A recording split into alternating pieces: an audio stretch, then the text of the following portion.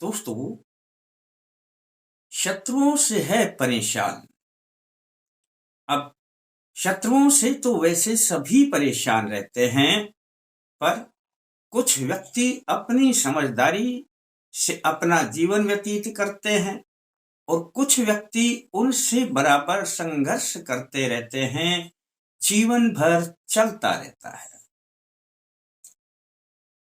जब भी जीव यानी आत्मा किसी शरीर को धारण करती है, तो चाहे वह पशु हो, पक्षी हो, जीव जंतु, चाहे समुद्र में रहता हो, जंगल में रहता हो, चाहे मनुष्य शरीर हो, कैसा भी हो, जब भी आत्मा या जीव शरीर धारण करेगा तो शत्रु बराबर तैयार हो जाते हैं। तो सबसे पहले तो एक बात को नोट कर लेना कि बिना शत्रु के जीवन चलता ही नहीं है। अब आप यदि अपने आप को सही मार्ग पर, आनंद के मार्ग पर चलाना चाहते हैं, तो सबसे पहले तो आपको शत्रु की अनदेखी करनी होगी कि शत्रु नाम की कोई चीज है ही नहीं। जीवन यूं ही चलता रहता है, आप अपनी मस्ती में मस्त रहें। और दूसरा तरीका है कि इनके छोटे छोटे उपाय। वैसे तो मैं कभी कभी शत्रुओं का नाश कैसे हो, शत्रुओं का खात्मा, इनके उपाय कभी कभी टालता रहता हूं। और आप करते हैं या ना, या कितना फर्क पड़ता है, वैसे हर उपाय हर आदमी पर सटीक नहीं बैठता है। किसी किसी पर सटीक बैठ जाता है, इसीलिए अलग अलग उपाय डाले जाते हैं। आज भी मैं एक छोटा सा ऐसा ही उपाय बताऊंगा कि यदि दोस्तों आपने ऐसा किया तो आपके शत्रुओं का खात्मा होना प्रारंभ हो जाएगा। मैं सत्यनारायण शर्मा, जय माता दी बोलते हुए अल्टीमेट ज्ञान में आपका हार्दिक स्वागत करता हूं। दोस्तों, उपाय बड़ा छोटा सा है, तो ये तो आप भी जानते हैं कि मैं छोटे ही घरेलू उपाय बताया करता हूं। और आपको बस आवश्यकता होगी, उड़द आते हैं, इनको तो आप जानते हैं, काले रंग के होते हैं, जिनको उड़द की दाल जैसे आप खाते हैं। तो उड़द के साबुत उड़द आपको केवल 7 पीसेस ऑफ उड़द, यानी 7 उड़द के दाने ले लेना दोस्तों।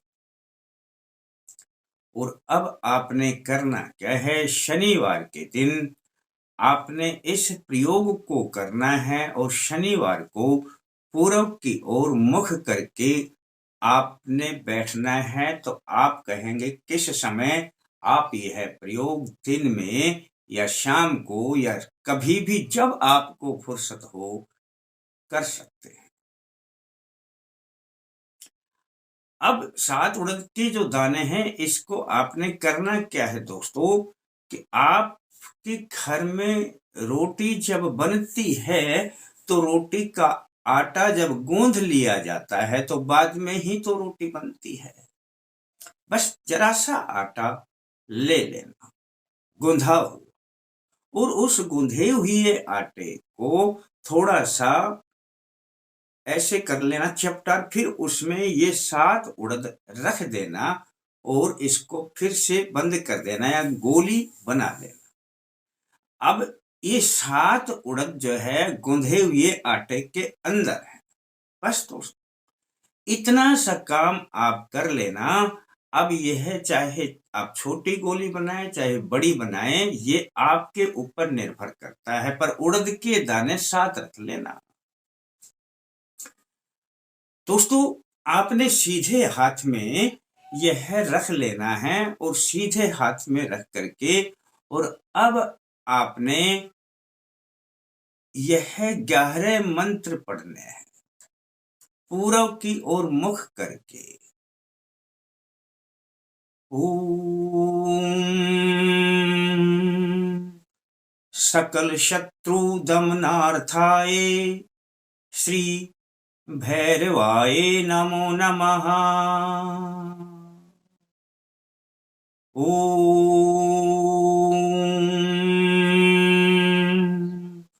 सकल शत्रु दमनार्थाय श्री भैरवाय नमो नमः।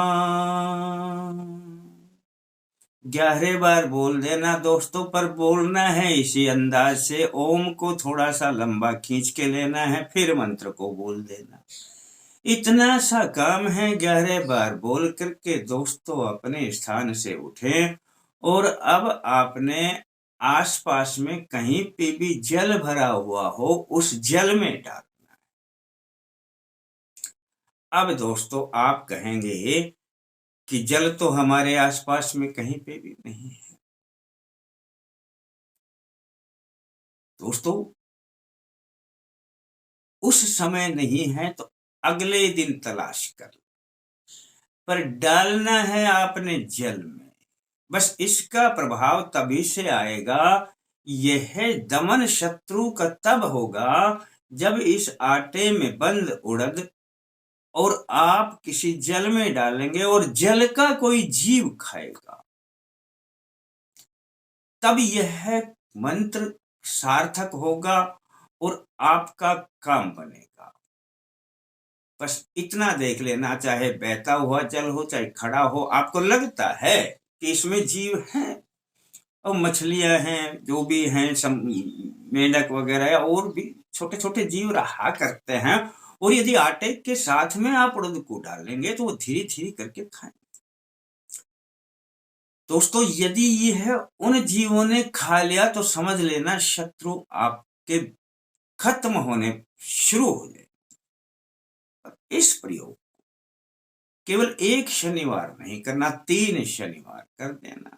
3 बार तो किसी भी प्रयोग को कम से कम कर ही दिया करें दोस्तों।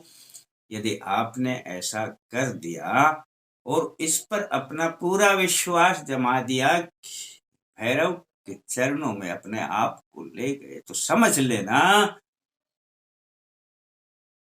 कि भैरव के मंत्रों से, भैरव की शक्ति से, और आपने जो डाला है ये अपने जल में, इसमें जिस जीव ने खाया, समझ लेना वो आपके शत्रुओं का नाश होना प्रारंभ कर दे।